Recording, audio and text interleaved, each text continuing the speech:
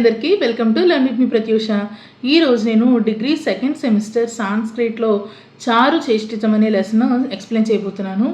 ఈ lesson explanation అనేది common for all universities, అంటే ఆంధ్ర కానీ, కృష్ణ కానీ, నాగార్జున కానీ, ఏ యూనివర్సిటీ వాళ్ళకైనా లెసన్స్ సిలబస్ కామన్ కాబట్టి ఈ లెసన్ అనేది మీకు ఎక్స్ప్లెనేషన్ ఉపయోగపడుతుంది.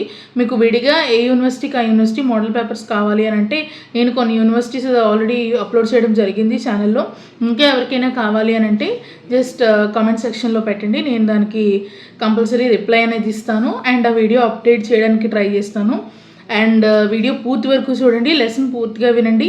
మీకు ఇందులో ఆ మెటీరియల్ కూడా నేను అప్లోడ్ చేయడం జరుగుతుంది. లెసన్ ఎక్స్ప్లెయిన్ చేస్తాను, చారు చేష్టితం, అలాగే మెటీరియల్ కూడా మీకు అదే సారాంశం అనేది మీకు అప్లోడ్ చేయడం జరుగుతుంది. అండ్ అలాగే విడిగా నేను ప్రిపేర్ చేసిన కాన్వర్జేషన్ కూడా మీకు చారు చేష్టితం లెసన్కి సంబంధించి అది కూడా అప్డేట్ చేస్తాను. ప్లీజ్ ఈ వీడియో అనేది పూర్తిగా చివరి వరకు అయితే చూడండి. ఇప్పుడు నేను చెప్పబోతున్న చారు చేష్టితం అనే సారాంశం అమోఘ దర్శనంతో పాటు చాయిస్ కింద వస్తుందన్నమాట.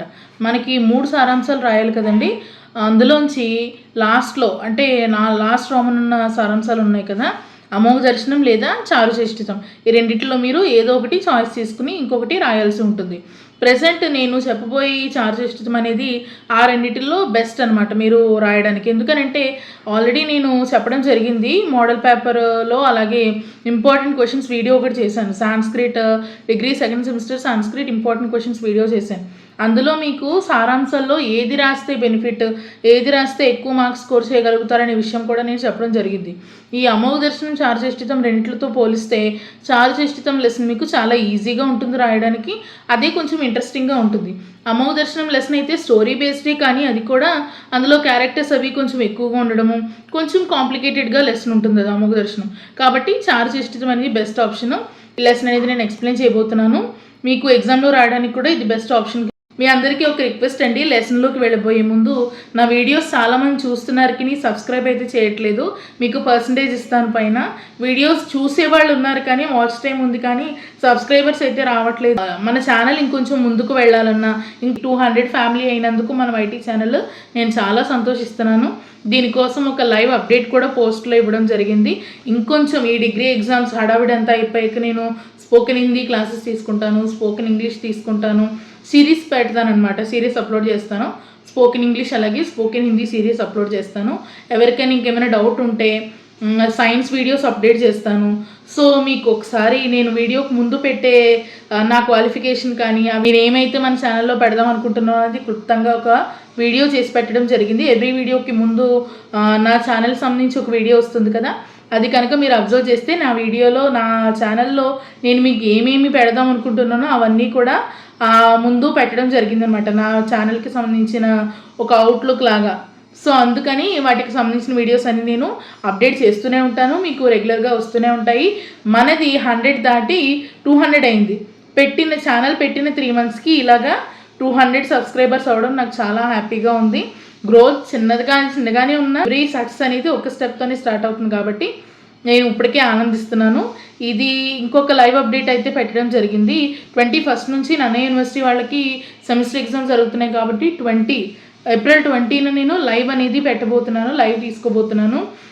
ఈవినింగ్ 4 to 5 లైవ్ అనేది తీసుకుంటాను. లైవ్కి జాయిన్ అయ్యి మీకు ఏమేమి డౌట్స్ ఉన్నాయో సెమిస్టర్లో, ఎలా ప్రజెంటేషన్ స్కిల్స్ కావాలనుకుంటున్నారో, నా నుంచి ఏం తెలుసుకోవాలనుకుంటున్నారు, సాంస్క్రిట్లో మీకు ఏ డౌట్ ఉన్నా సరే, లేకపోతే పేపర్ ప్రజెంటేషన్ ఎలా ఉండాలనుకుంటున్నారు అనేది ఇవన్నీ క్వశ్చన్స్ కూడా మీరు జాయిన్ అయ్యి తెలుసుకోవచ్చు. ఏమైనా అడగాలి అని అనుకుంటే నేను తప్పకుండా వాటన్నిటికీ రిప్లై ఇస్తాను. సో ఎవరు కూడా లైవ్ వీడియో అనేది మిస్ అవ్వకండి. వీడియోలోకి వెళ్ళిపోదాం. ఓకే, ముందుగా చారు చేష్టితం అనే పదానికి అర్థం చిలిపి చేష్టలు అని అర్థం వస్తుంది. చారు చేష్టితం అని అంటే చిలిపి చేష్టలు, సుందరమైన చిలిపి చేష్టలు అనమాట. శ్రీకృష్ణునికి సంబంధించిన లెసన్ ఇది. శ్రీకృష్ణుని యొక్క బాల్య లీలలను, చిలిపి లీలలను ఈ లెసన్ అనేది మనకి వర్ణించడం జరుగుతుంది.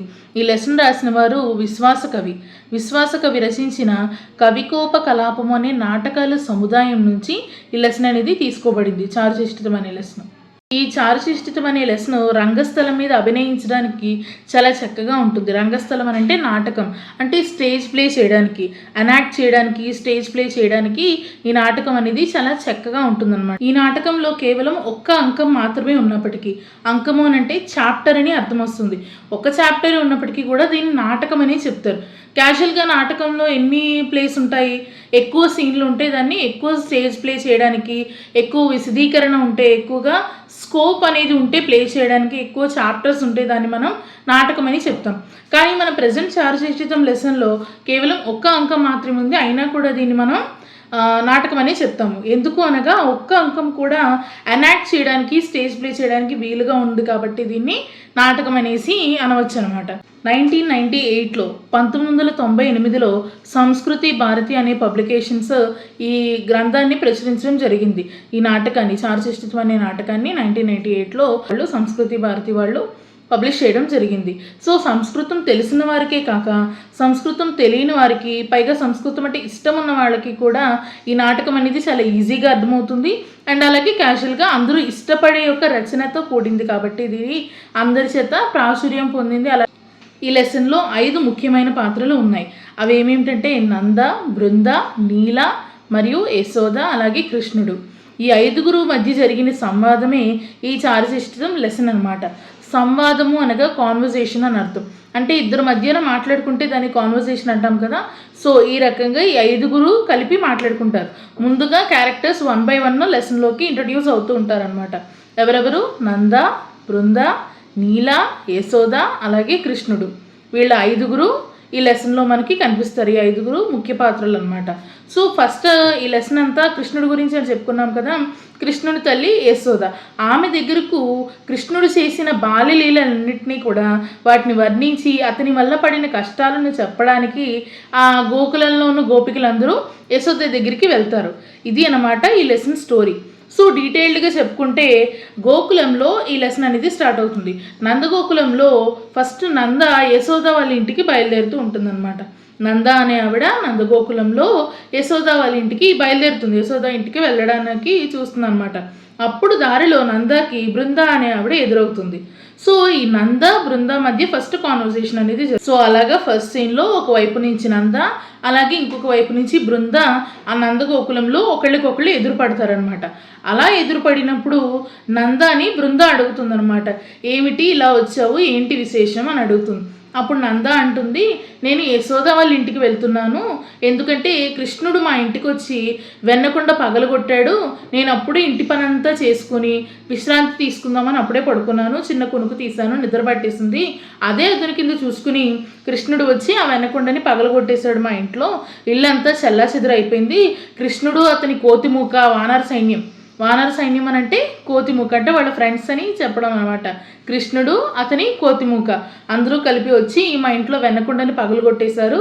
పైగా పగలగొట్టేసి కృష్ణుడు అక్కడ ఏమీ ఎరగనివాడిలాగా నవ్వుతూ నుంచున్నాడు. నేను ఎప్పటి నుంచో కృష్ణుడిని పట్టుకుందాం అనుకుంటున్నాను. రోజు రోజుకి కృష్ణుడి యొక్క ఆగడాలు పెరిగిపోతున్నాయి. ఎలాగైనా సరే కృష్ణుడిని పట్టుకోవాలని ట్రై చేస్తున్నాను. ఈ రోజు నిద్ర పట్టేసి పడుకున్న టైంలో అదే అదును కింద చూసుకుని కృష్ణుడు మా ఇంటికి వచ్చాడు. వచ్చి రాగానే వెంటకున్న పగలగొట్టేశాడు. ఇవాళ ఎలాగైనా సరే పట్టుకోవాలని కంకణం కట్టుకుని కృష్ణుడిని మొత్తానికి పట్టుకుని ఇప్పుడే మా ఇంట్లో కట్టేసి వస్తున్నాను. ఈ విషయం యశోదకి చెప్పడానికని వెళ్తున్నాను అని చెప్పేసి నంద తన వృత్తాంతం అంతా, తనకు జరిగిన కథ అంతా కూడా బృందకి చెప్తుంది. అప్పుడు బృంద నంద చెప్పిన కథ అంతా విన్న బృంద ఏమందంటే, నంద నువ్వు అబద్ధం చెప్తున్నావు అని అంటుంది. అదేంటి, నేను అబద్ధం చెప్పడం ఏంటి అని నంద తిరిగి బృందాన్ని క్వశ్చన్ చేస్తుంది. అవును మరి నువ్వు అబద్ధమే చెప్తున్నావు, ఎందుకు అని అంటే కృష్ణుని ఇప్పుడే నేను మా ఇంట్లో కట్టేసి వస్తున్నానని బృంద చెప్తుంది. అదేంటి, అలా ఎలా సాధ్యము, ఇప్పుడే కదా నేను మా ఇంట్లో కట్టేసి వస్తున్నానని చెప్పి మళ్ళీ తిరిగి నంద అంటుంది. బృంద అంటుంది, ఇలా కాదు నాకు జరిగిందంతా కూడా చెప్తానని చెప్పేసి బృంద తన వృత్తాంతం చెప్తుంది. తన స్టోరీ అంతా కూడా తిరిగి నందకి చెప్తుంది. ఏమనంటే, మా ఇంట్లోకి కృష్ణుడు వచ్చాడు, మా దొడ్డిలో ఉన్న అంటే పెరట్లో ఉన్న ఆవులన్నింటికి దోళ్ళని వదిలేశాడు. దోళ్ళ అంటే కావ్స్ అనమాట. ఆ కావ్స్ అన్నింటినీ కూడా కౌస్కి వాళ్ళ మదర్కి వదిలేయడం జరిగింది. దోళ్ళన్నింటినీ ఆవులకు వదిలేయడం జరిగింది. దానివల్ల ఆవులు నాకు ఒక్క చుక్క పాలు కూడా ఇవ్వలేదు. పైగా పాలు తీసుకుందామని నేను వెళితే ఆవులన్నీ కూడా నన్ను కాళ్ళతో తన్నాయని చెప్పేసి బృంద తన గోడంతా కూడా నందకు వెళ్ళబోసుకుంటుంది. పైగా ఇంకేం చెప్తుంది, ఈ రకంగా పాలు తీసుకుందాం అనుకున్నప్పుడు ఆవులను కాళ్ళతో తన్నాయి కదా, ఈలోపు ఆవుల పాలన్నీ కూడా దూళ్ళ తాగేసాయి. సో నాకు పాలు లేకుండా పోయాయి. అందుకని కోపం వచ్చి నేను కృష్ణుణ్ణి మా పెరట్లో కట్టేశాను. ఈ విషయం నేను యశోదకు చెప్పడానికని ఇప్పుడే యశోద వాళ్ళ ఇంటికి బయలుదేరుతున్నాను. ఈ లోపు నువ్వు నాకు ఎదురొచ్చావని బృంద తన స్టోరీ అంతా కూడా మళ్ళీ తిరిగి నందకు చెప్తుంది. సో ఇదంతా ఒకళ్ళకొకళ్ళు వాళ్ళ స్టోరీస్ చెప్పుకున్న తర్వాత వాళ్ళిద్దరూ దెబ్బలాడుకుంటారు. కృష్ణుని మా ఇంట్లో కట్టేశానంటే మా ఇంట్లో కట్టేశానని నంద బృందతో వీళ్ళిద్దరూ కూడా దెబ్బలాడుకోవడం జరుగుతుంది. ఇలా వీళ్ళిద్దరూ వాదులాడుకుంటున్న టైంలో నీల అనే ఒక ఆవిడ అక్కడికి వస్తుందన్నమాట. నీలా అనే ఆవిడ అక్కడికి వచ్చి వీళ్ళిద్దరిని క్వశ్చన్ చేస్తుంది. ఏంటిది నందా బృంద ఇక్కడి నుంచి కొట్టుకుంటున్నారు, ఎక్కడి నుంచి వాదులాడుకుంటున్నారు, ఏం జరిగింది అని చెప్పేసి నీలా వాళ్ళిద్దరిని ప్రశ్నిస్తుంది. ఇలా ప్రశ్నించినప్పుడు నందా బృంద మొత్తం జరిగిన స్టోరీ అంతా కూడా మళ్ళీ నీలకి చెప్తారనమాట. సో నీల ఇదంతా విన్న తర్వాత నందా బృందతో అంటుంది, మీరిద్దరూ అబద్ధం చెప్తున్నారు, ఎందుకంటే కృష్ణుని ఇప్పుడే నేను మా ఇంట్లో కట్టేశాను అని చెప్పి నీల అంటుంది. అదేంటి అని చెప్పేసి నందా బృంద ఇద్దరు కూడా ఆశ్చర్యపోతారు. అప్పుడు నీల తన స్టోరీ అంతా కూడా మళ్ళీ వాళ్ళిద్దరికీ చెప్తుంది. అవును, కృష్ణుడిని నేనే కట్టేశాను మా ఇంట్లో. ఎందుకనంటే మా అమ్మగారు కుండ నిండా పెరుగు చిలికి ఉట్టి మీద పెట్టారు. కృష్ణుడు అతని ఫ్రెండ్స్ వచ్చి మా కుండని పగలగొట్టేసి పెరుగును మొత్తం దొంగిలించి తినేసి వెళ్ళిపోయారు. ఆ టైంలో నేను కృష్ణుడిని పట్టుకుని మా ఇంట్లో కట్టేసి ఉంచాను. ఈ విషయాన్ని యశోదకి చెప్పడానికి నేను కూడా ఇప్పుడే యశోద వాళ్ళ ఇంటికి బయలుదేరుతున్నాను అని చెప్పేసి నీల అంటుంది. అలా అనగానే మళ్ళీ వాళ్ళు ముగ్గురు మళ్ళీ వాదులాడుకోవడం మొదలు పెడతారు. నంద, బృంద అలాగే నీల. కృష్ణుని మా ఇంట్లో కట్టేశానంటే మా ఇంట్లో కట్టేశానని ముగ్గురు కలిపి వాదులాడుకుంటారు. అప్పుడు నీల అంటుంది, మనలో మనం ఎందుకు కొట్టుకోవడం, మనందరం కలిపి యశోద వాళ్ళ ఇంటికి వెళ్దాము. ఎందుకనంటే కృష్ణుడి తల్లి యశోదయ్య కదా, కృష్ణుడు ఏ టైంలో ఎక్కడున్నాడో ఆమెకు తెలుస్తుంది కదా. సో కృష్ణుడిని ఎక్కడ ఉన్నాడు, ఎవరెవరు కట్టేశారో, ఎవరెవరికి ఏం జరిగిందో ఈ విషయాలన్నీ కూడా మనం వెళ్ళి యశోదకు చెప్దాము, ఆమె మనకి తగిన పరిష్కారం అనేది చూపిస్తుంది అని చెప్పి నీల అంటుందన్నమాట. సో నీల అలా మాట్లాడగానే మొత్తం ముగ్గురు కూడా కలిపి అక్కడికి వెళ్తారు యశోద వాళ్ళ ఇంటికి. యశోద ఇంటికి వెళ్ళగానే ముగ్గురిని పలకరిస్తుంది అనమాట. ఏమైనా విశేషమా, అందరూ కలిపి ఒకేసారి వచ్చారు అని చెప్పేసి యశోద అడుగుతుందన్నమాట వీళ్ళ ముగ్గురిని. అలా అడిగితే మళ్ళీ నంద, బృంద, నీల ముగ్గురు కూడా వాళ్ళ స్టోరీస్ యశోదకి చెప్తారు. ఏమని, కృష్ణుని యొక్క ఆగడాలు భరించలేకపోతున్నాము, మా ఇంట్లో దూళ్ళన్నింటినీ ఆవులకు వదిలేశాడు అని బృంద, మా ఇంట్లో పెరుగు దొంగతనం చేశాడని నీల, మా ఇంట్లో వెన్నకుండా పగలగొట్టాడని నంద. ముగ్గురు కూడా వాళ్ళ స్టోరీస్ని యశోదకి చెప్పడం జరుగుతుంది. ఇదంతా విన్న యశోద ఏమంటుందో తెలుసా, మీరందరూ అబద్ధం చెప్తున్నారు. ఎందుకంటే నిన్న రాత్రి అనగా ఇంటికి వచ్చిన నా కన్నయ్య అంటే నా కృష్ణుడు ఇంకా నిద్ర లేవనే లేదు. మీ ఇంట్లో ఎలా ఉంటాడు, మీరందరూ ఎలా కట్టేస్తారు, మీరందరూ కూడా అబద్ధం చెప్తున్నారు, నేను మీ మాటలు నమ్మనని యశోద వాళ్ళందరితో అంటుందన్నమాట. మీకు కావాలంటే ఇప్పుడే రుజువు చేస్తాను చూడండి అని చెప్పి యశోద కృష్ణుడిని పిలుస్తుంది. కృష్ణ అని యశోద పిలవగానే కృష్ణుడు ఆవలిస్తూ వచ్చి, అమ్మా ఎందుకమ్మా నన్ను నిద్ర లేపావని చెప్పేసి అడుగుతాడనమాట. ఇది జరిగిన స్టోరీ. సో అప్పుడు అక్కడ కృష్ణుని చూడగానే నంద, బృంద మరియు నీల ముగ్గురు ఆశ్చర్యపోతారు. కృష్ణుడు ఒకేసారి అక్కడ కనపడి ఎందుకమ్మా నేను నిద్ర లేపావు అని అడగగానే అక్కడున్న వాళ్ళందరూ కూడా ఆశ్చర్యపోతారు. నంద, బృంద అలాగే నీల ఆశ్చర్యపోయి వాళ్ళలో వాళ్ళు అనుకుంటారనమాట, ఆహా, కృష్ణుడు ఒకేసారి ఒకే సమయంలో మనందరిళ్లలో ఎలా ఉండగలడు, ఎలాగ మనందరం అతన్ని కట్టివేస్తాము. తీరా చూస్తే మళ్ళీ తిరిగి ఇక్కడ ప్రత్యక్షమయ్యాడు వాళ్ళ ఇంట్లో. వాళ్ళ అమ్మాయిన యశోద పిలవగానే తిరిగి వచ్చాడు. పైగా రాత్రి నుంచి పడుకున్న వాడికిలాగా ఆవలిస్తూ వచ్చి అడుగుతున్నాడు, ఏమైంది, ఏం జరిగింది, నన్ను ఎందుకు నిద్ర లేపావని అడుగుతున్నాడు. కృష్ణుని యొక్క మహిమలు తెలుసుకోవడం ఎంతైనా కూడా చాలా కష్టము, కృష్ణుడి మహిమలు చెప్పలేనివి అని చెప్పి వాళ్ళల్లో వాళ్ళు అనుకున్నారనమాట. అనుకుని కృష్ణుడి చుట్టూ చేరి నాట్యం చేయడం స్టార్ట్ చేశారు. నాట్యం చేయడం స్టార్ట్ చేస్తూ కృష్ణుడి చుట్టూ తిరుగుతూ నాట్యం చేస్తూ, ఓ జగదోద్ధారక మురారి, నీ లీలలు ఎవరూ కూడా చెప్పలేనివి అని చెప్పేసి వాళ్ళందరూ అన్నారనమాట. ఇది చారుచేష్టితం యొక్క సారాంశం. చారుచేష్టితం అని అంటే అందమైన చేష్టలు లేదా చిలిపి చేష్టలు అనే ఒక అర్థం అనేది వస్తుంది. అర్థమైంది కదండి లెసన్. ఇది సారాంశం అనమాట. మీరు సెకండ్ సెమ్ పబ్లిక్ ఎగ్జామ్లో సెకండ్ సెమిస్టర్ ఏ విధంగా రాయాలేనంటే, ఇప్పుడు నేను చెప్పిన సారాంశం ఉంది కదా, ఇది మీకు పిక్ పెడతాను సారాంశం. ఈ సారాంశము మొత్తం అంతా రాసేసి ఇంకొక లాస్ట్ పేరా ఉందనగా అప్పుడు సంవాదం కూడా రాయండి.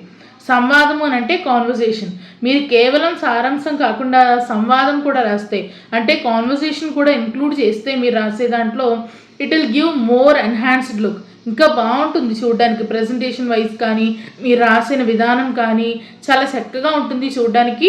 10కి 10 మార్కులు ఖచ్చితంగా పడతాయి. మీరు సారాంశం అలాగే సంవాదం రెండూ కలిపి రాస్తే. సంవాదం మీకు బుక్లో ఇచ్చిన ప్రకారం అయితే చాలా ఎక్కువ ఉన్నాయి, అంటే 6-7 ఎక్కువగా ఉన్నాయన్నమాట. 6-7 స్టాంజెస్ అలా ఇవ్వడం జరిగింది. అవన్నీ అనవసరం కాబట్టి నేను ఏం చేశానంటే కామన్గా ఒక సంవాదం రాయడం జరిగింది. మొత్తం అన్ని క్యారెక్టర్స్ ఇంక్లూడ్ అయ్యేలాగా, అంటే నంద, బృంద, నీల, యశోద అలాగే కృష్ణుడు, మొత్తం అందరి క్యారెక్టర్స్ ఇంక్లూడ్ అయ్యేలాగా ఒక కామన్ కాన్వర్సేషన్ అనేది రాశాను నేను. తెలుగు వాళ్ళకి తెలుగులో రాసే వాళ్ళకి తెలుగులో రాశాను, ఇంగ్లీష్లో రాద్దాం అనుకునే వాళ్ళకి ఇంగ్లీష్లో కూడా రాయడం జరిగింది. ఆ కామన్ కాన్వర్సేషన్స్ కూడా ఈ వీడియోలో నేను పిక్ అనేది పెడతాను. సో ఈ సారాంశము రాయండి, అలాగే సంవాదం కూడా రాయండి. రెండూ రాస్తే ఖచ్చితంగా 10కి 10 మార్కులు పడతాయి. అర్థమైంది కదా. ముందు ఒక పారాగ్రాఫ్ పైన ఒక 2-3 లైన్స్ కవి పరిచయం రాస్తారు. అది అయ్యాక సారాంశం స్టార్ట్ చేస్తారు కదా. ఇంకొక పేరాలో అంటే లాస్ట్ పేరా అందరూ కలిపి యశోద వాళ్ళ ఇంటికి వెళ్తారు చూసారా, అక్కడ ఆపేయండి సారాంశం.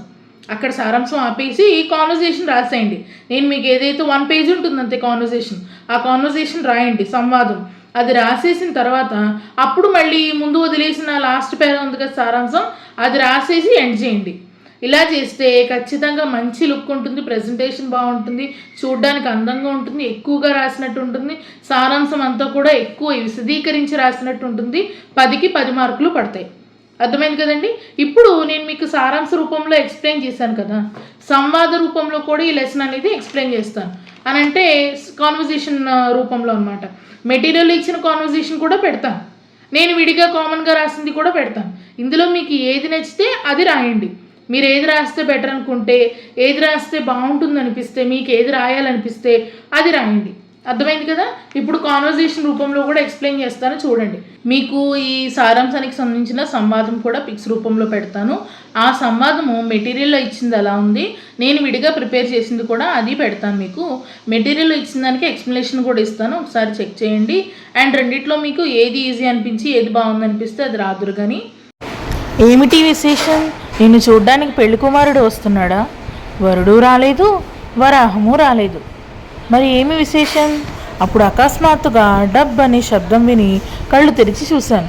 ఎదురుగా వెన్నకుండ పడి ఉంది, పక్కనే నవ్వుతూ వెన్నదొంగ కృష్ణుడు ఉన్నాడు. తర్వాత నీవేమి చేశావు? ఏమిటి, నిజమా? నీ ఇంట్లో అతను బంధించి ఉన్నాడా? అవును, ఏ విధంగా కూడా పారిపోకుండా ఉండే విధంగా అతన్ని బంధించాను. నందా, నీవు అబద్ధం చెప్తున్నావు. ఈరోజు ఉదయం దొంగలాగా దొడ్డిలోకి వచ్చి అతను అన్ని ఆవుదూడలను తాడు విప్పి పాలకు వదిలేశాడు. పాలు తీయడానికి వెళ్ళిన ఆవులు కాళ్లతో తన్నాయి. మరి నువ్వేమి చేశావు? రాత్రి నిద్రలోకి వెళ్ళిన కృష్ణుడు ఇంకా లేవనే లేదు కూడా. ఎలా మీరు అతన్ని తీసుకొస్తారు? నేను ఇక్కడే అతన్ని పిలవమంటారా? పిలవండి, పిలవండి. నా ఇంట్లో బందీగా ఉన్న అతను ఇక్కడికి ఎలా వస్తాడు? ఆహా, అతని చేష్టలు వర్ణించడానికి వీలు కానివి. అంతగా ఏం చేశాడు? ఈరోజు మా అమ్మ పెరుగును చిలికి వెన్నను తీసి దాన్ని ఉట్టిపై ఉంచింది కదా. తర్వాత గోశాల ద్వారం దగ్గర దొంగలా ఉన్న కృష్ణుడిని నేను చూశాను. ఏ విధంగా నేను అతన్ని వదలగలను? నేను అతన్ని వదులుతానా? పట్టుకాని తాడుతో అతన్ని గోశాలలోనే బంధించి వచ్చాను. ఇప్పుడు అతను ఆవులతో పాటు బందీగా ఉన్నాడు. అదే యశోదతో చెప్పాలని వచ్చాను. అలాగే కానిమ్ము, ఈ విషయంలో ఎందుకు వివాదం? మనమందరం యశోద ఇంటికి వెళ్ళి చెబుదాము. ఆమె వస్తే కృష్ణుడు ఎక్కడున్నాడో తెలుస్తుంది కదా. అలాగే చేద్దాం, వెళ్దాం పదండి. యశోదా, ఓ యశోదా! ఆహా, నందారా! ఆహా, బృందా వస్తుంది. ఓహో, నీలా కూడా వస్తుంది. రండి రండి, అందరూ రండి. ఈరోజు ఏమిటి విశేషం? ఏమైనా విశేషం ఉందా? అలాగా, మా ఇంట్లో ఈరోజు తీసిన పెరుగు కొంచెం కూడా లేకుండా తిన్నాడు. ఏంటి, ఏం చెప్తున్నారు మీరు? నా కొడుకు ఇక్కడే ఉన్నాడు కదా.